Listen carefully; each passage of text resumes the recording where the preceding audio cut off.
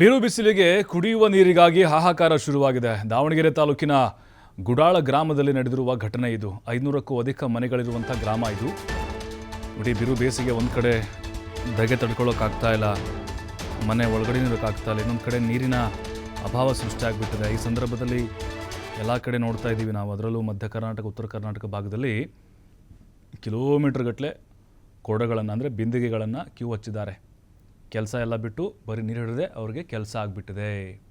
ನೋಡಿ, 500 ಮನೆಗಳಿರುವಂಥ ಗ್ರಾಮ ಇದು. ಕಾದು ನಿಲ್ತಾ ಇದ್ದಾರೆ ಗ್ರಾಮಸ್ಥರು. ರಾತ್ರಿ ಎಲ್ಲ ವೇಟ್ ಮಾಡಬೇಕು ಅಥವಾ ಪಕ್ಕದ ಗ್ರಾಮಕ್ಕೆ ಹೋಗಿ ಕುಡಿಯೋ ನೀರು ತರಬೇಕು. ಗ್ರಾಮ ಪಂಚಾಯತ್ ಅಧಿಕಾರಿಗಳು ಕ್ಯಾರೆ ಅಂತಿಲ್ಲ. ಅಧಿಕಾರಿಗಳ ಮನೇಲಿ ಚೆನ್ನಾಗಿ ನೀರು ಬರುತ್ತೆ. ನೋಡಿ, ಕೇಂದ್ರ ಸರ್ಕಾರದ ಒಂದು ಯೋಜನೆ ಅಂತ ಹೇಳಿದರು, ಹರ್ ಗರ್ ಜಲ್ ಅಂತೇಳಿ, ನಿಮ್ಮ ಮನೆ ಮನೆಗೂ ನೀರು ಬರುತ್ತೆ ಅಂತ. ನೀರಲ್ಲ ರೀ, ಒಂದು ಹನಿ ಬೀಳ್ತಿಲ್ಲ ಅಲ್ಲಿ. ಹಾಗಾಗಿಯೇ ಗ್ರಾಮೀಣ ಭಾಗಗಳಲ್ಲಿ ಈಗಲೂ ಕೂಡ ನೀರಿಗೋಸ್ಕರ ಹೊಡೆದಾಡ್ತಾರೆ. ಕಿಲೋಮೀಟರ್ ಗಟ್ಟಲೆ ದೂರ ಹೋಗಿ ನೀರು ತರ್ತಾರೆ. ಅಂತಹ ಪರಿಸ್ಥಿತಿ ನಿರ್ಮಾಣ ಆಗಿದೆ ಮತ್ತೆ ಈಗ.